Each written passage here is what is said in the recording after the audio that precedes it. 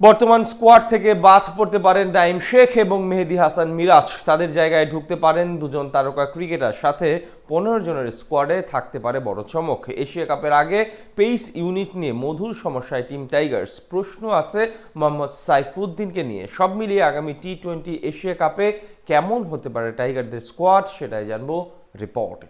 আগামী সেপ্টেম্বরে মাঠে গড়ানোর কথা 2025 টি-20 এশিয়া কাপ। 8 দলের টুর্নামেন্টটি হবে সংযুক্ত আরব আমিরাতের মাটিতে। আসর সামনে রেখে প্রায় সবগুলো দল নিজেদের স্কোয়াড গোছাতে ব্যস্ত হয়ে পড়েছে।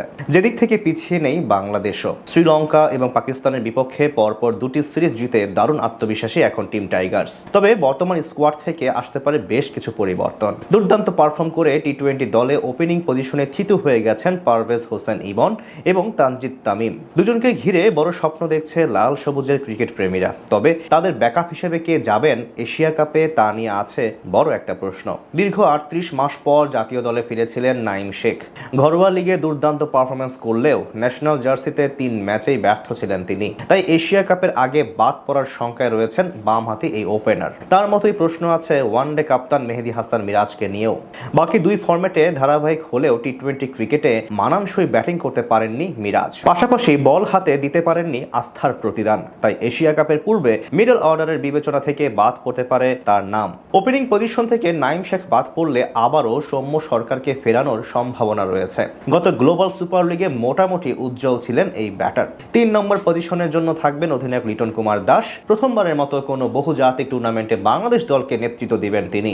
এদিকে স্কোয়াড নির্বাচনের সবচেয়ে বড় সমস্যায় পড়তে পারে মিডল অর্ডার নিয়ে। বর্তমান স্কোয়াডে থাকা সদস্যদের মধ্যে একমাত্র তাওহিদ হৃদয় স্বীকৃত মিডল অর্ডার ব্যাটসম্যান। তাই আপাতত তার সঙ্গে নুরুল হাসান সোহান অথবা তরুণ মাহিদুল ইসলাম অঙ্কন হতে পারেন একমাত্র সঠিক সমাধান। গত বিপিএল ও ডিপিএল এ ব্যাট হাতে বেশ উজ্জ্বল ছিলেন এই দুজন। তাই মিরাজের জায়গায় 5 বা 6 নম্বরে তাদের দুজনের একজন ডাক পেতে পারেন এশিয়া কাপের স্কোয়াডে।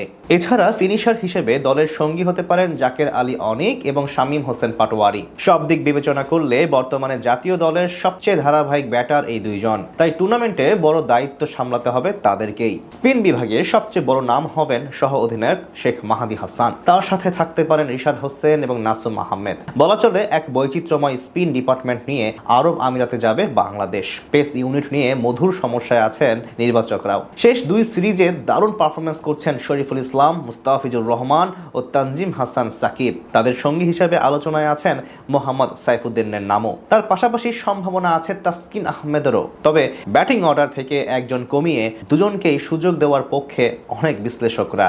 শ্রীলঙ্কা এবং পাকিস্তানের বিপক্ষে পরপর দুটি সিরিজ জিতে দারুণ আত্মবিশ্বাসী এখন টিম টাইগার্স।